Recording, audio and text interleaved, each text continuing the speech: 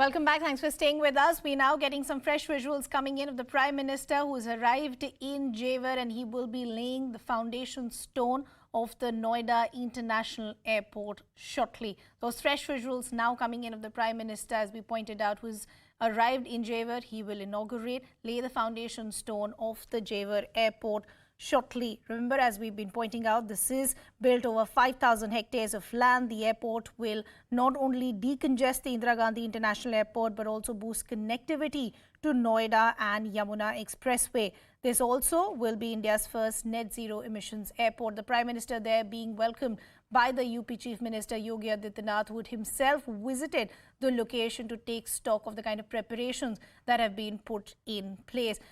So you can see the Prime Minister now, they're arriving in Jewar, and he will be laying the foundation stone and then officially inaugurating this airport. As I pointed out, this is India's first net zero emissions airport, and the work on the first phase is likely to be completed by 2024. We can also see the Civil Aviation Minister Jyotiraditya Scindia, the UP Chief Minister Yogi Adityanath, all welcoming the Prime Minister as he arrives in Jewar. As I pointed out, the UP Chief Minister Yogi Adityanath had also visited the location to take stock of the kind of preparations that have been put in place. Aman, who's been tracking these developments, is now joining us on the broadcast. So, Aman, we're now getting the first visuals of the Prime Minister arriving at Jewar. He's being welcomed by the Civil Aviation Minister Jyotiraditya Scindia and the Chief Minister of Uttar Pradesh, Yogi Adityanath. Talk to us about the significance of the inauguration of this airport right before the Uttar Pradesh ports.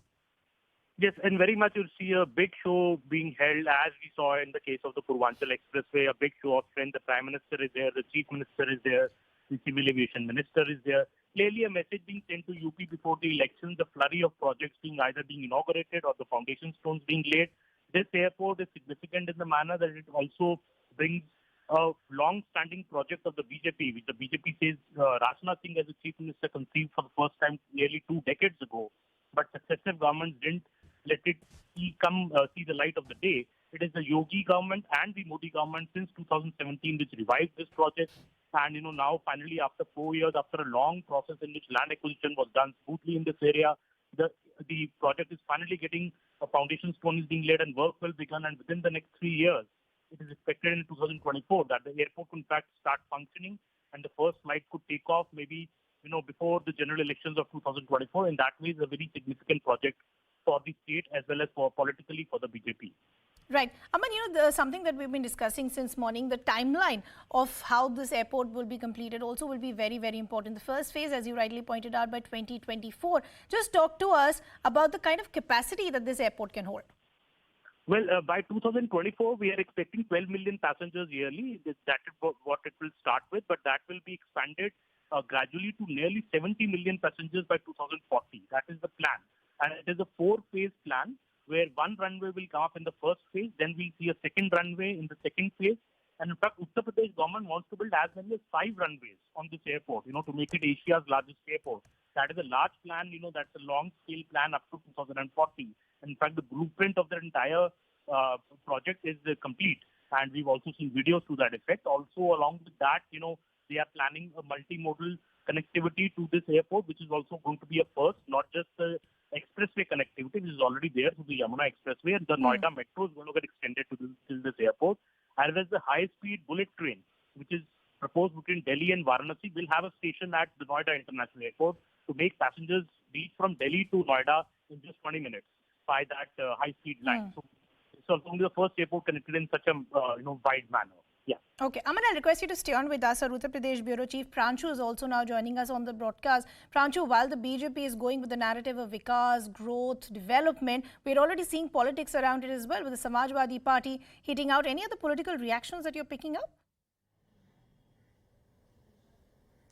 Well, earlier in the day, Priyanka Gandhi, the Congress General Secretary, has responded to this issue, and she has, in fact, tried to raise the demand of the farmers there. And her allegation was that farmers from whom the land was taken have probably not been compensated properly. But the charge which the government has denied, and the government has, in fact, put out forward those details as to how much compensation and how people they have been relocated and resettled. So, in fact, and Akhilesh Yadav, of course, trying to create a sort of a divide, because BJP is trying to project it as a major development development as far as Western UP is concerned. What Akhilesh is trying to do is make it as a greater Noida versus the Firozabad story. So in fact, he's trying basically, he's making a political pitch to somehow dilute the BJP's clamp or the BJP's projection of development, especially in the regions of Western Uttar Pradesh, which will be brought in by this Jewar International Airport and once it gets operational. So I think there have been responses coming in, but if you compare it to say, a case like the Purvanchal Expressway, we are not seeing that sort of political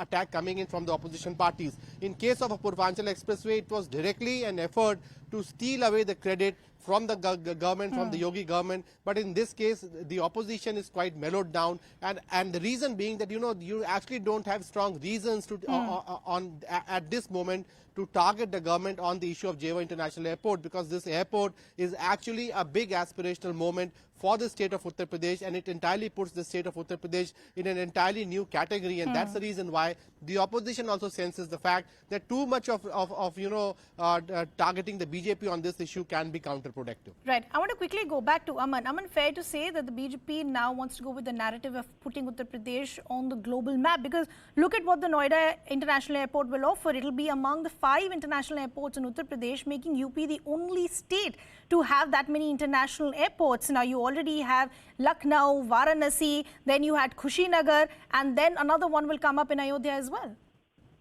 Yes, definitely. That has been the big pitch, and especially what Pranshu was mentioning here, Akhilesh Yadav lamenting that center did not get permission for an airport in Firozabad. Now, this actually works well for the BJP, because BJP, in fact, has been hammering in this election that Akhilesh Yadav has had only focused the CM on the Etawah belt, the Yadav belt, which Firozabad is a part of, and not focused on the other parts of the state. And, we were also seeing that Akhilesh Yadav, in fact, even didn't visit Noida because it was considered unauspicious by earlier chief ministers to even visit Noida. So that actually plays in the BJP camp very well. And the chief minister, in fact, has been mentioning that in his earlier address. It would be very interesting to see if the chief minister or the prime minister addresses what Akhilesh Yadav has said today, trying to attack the government politically. That airport, which is coming up in Noida, it connects Agra, and airport in Agra, in fact, already has a civil airport. So, in a way, the connectivity which is being offered through the Noida airport brings, as you correctly said, Noida on the UP on the global map, and already we have 5 airports by the time 2024 is here, including one in Ayodhya.